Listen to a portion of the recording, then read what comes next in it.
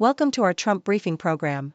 Today, we dive into the massive protests in Morocco where tens of thousands rallied against Israel's military actions in Gaza, expressing their frustrations not only with Israel but also with President Trump and their own government's normalization of ties with Israel.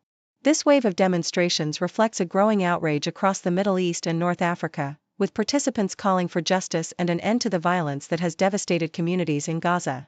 In Paris, Marine Le Pen took center stage at a rally, framing her recent conviction for embezzling public funds as a politically motivated attack. Her supporters gathered in droves, showcasing a powerful populist sentiment that challenges France's judicial system. With chants echoing her presidential ambitions, the event highlighted the polarization in French politics, raising questions about democracy's future as the 2027 elections approach. Lastly, Senator Cory Booker made headlines by calling on Democrats to take responsibility for the political landscape that allowed Trump to regain power. He emphasized the importance of listening to the American people's voices rather than getting caught up in political maneuvering. His remarks come at a time when Democrats are looking to regain momentum ahead of the midterm elections. Please stay tuned for more details.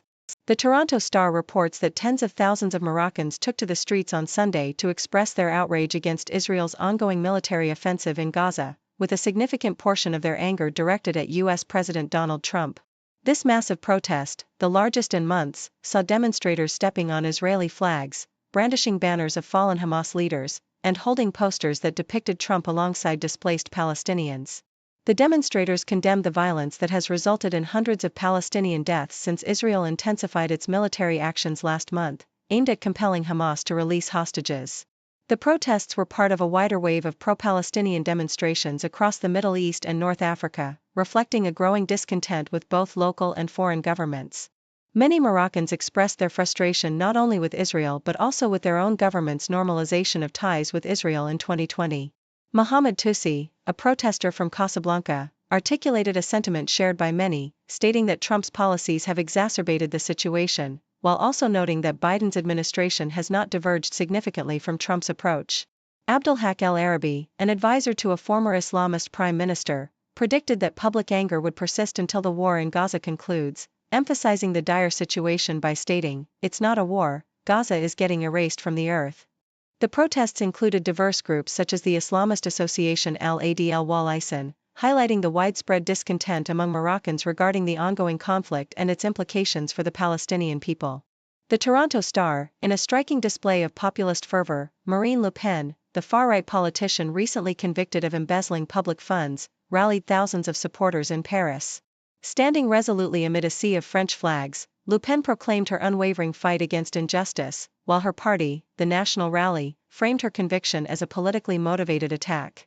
The event, initially labeled a protest, quickly morphed into a campaign rally, with chants of "Marine Presidente" echoing through the crowd. Jordan Bardella, Le Pen's young protégé, took to the stage to accuse the judiciary of attempting to stifle dissent, drawing parallels to the political climate in the U.S. as he invoked the name of Donald Trump. The gathering not only showcased the far-right's resilience but also highlighted a nation divided over the concepts of justice and power, with many viewing Le Pen as a victim of a rigged system.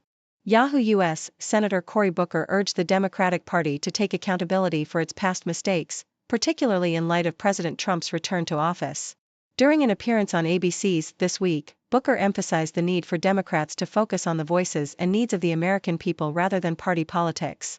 His comments followed a record-breaking 25-hour filibuster speech where he criticized both Trump's policies and the Democratic Party's failure to connect with constituents. As optimism grows for the party's prospects in the upcoming midterm elections, Booker's message resonated. The strength of the Democratic Party lies in its commitment to the people, not just political maneuvering. He pointed out that many voters turned to Trump out of distrust for Democrats, urging a shift towards genuine engagement with the electorate. Nikkei Asia, the hands-off rallies erupted across the United States, marking a significant moment for the opposition movement against President Trump's administration and his ties with billionaire Elon Musk. Organized in over 1,200 locations nationwide, these demonstrations united diverse groups, including civil rights activists and labor unions, in a peaceful outcry against government downsizing and perceived attacks on social programs. Protesters voiced their frustration over issues ranging from immigration policies to cuts in health programs, with signs demanding the protection of Social Security and democracy. Amidst the protests, voices like Kelly Robinson from the Human Rights Campaign highlighted the personal nature of these political attacks, calling for an America where dignity and freedom are universal. As demonstrators rallied from coast to coast, they emphasized a collective demand for accountability and respect for all citizens, showcasing a renewed sense of urgency in the fight against the current administration's policies.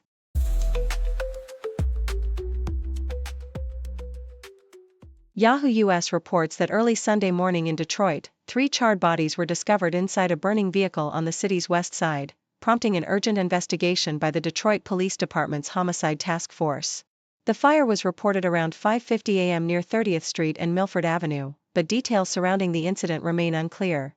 Deputy Jacqueline Pritchett has called for community assistance, urging anyone with information to reach out via their tip line or website. The police have yet to confirm the vehicle's make and model, leaving many questions unanswered as the investigation unfolds. According to the Toronto Star, the ongoing conflict in Gaza escalated dramatically over the weekend, with Israeli airstrikes resulting in the deaths of at least 24 individuals, predominantly women and children. This latest wave of violence comes as Prime Minister Benjamin Netanyahu travels to the U.S. to meet with President Trump to discuss the war's progression.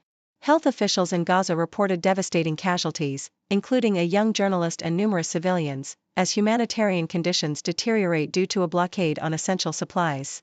Amid the chaos, protests against the war have emerged, reflecting growing discontent among Palestinians and even within Israel regarding the conflict's toll on innocent lives. Yahoo US also covers Attorney General Pam Bondi's remarks on the numerous lawsuits facing President Trump's administration, which she argues constitute a significant constitutional crisis.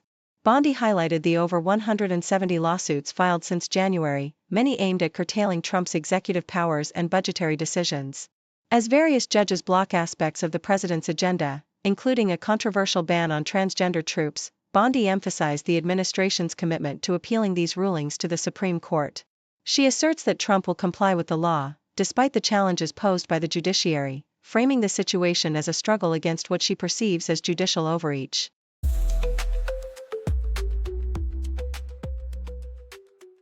Thank you for tuning in. The content above showcases the latest briefing reports and analytical synopses, thoughtfully curated by the 6Do team.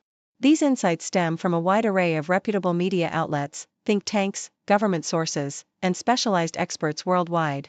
We encourage you to explore these sources for a comprehensive perspective.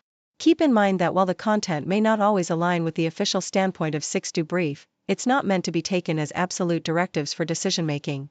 Comprising seasoned media professionals, learned scholars, and accomplished scientists, the 6Do team embodies a trailblazing, fully independent media entity.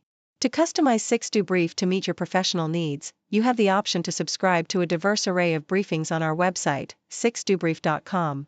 Regardless of your location, you can conveniently receive 6Do Brief via email.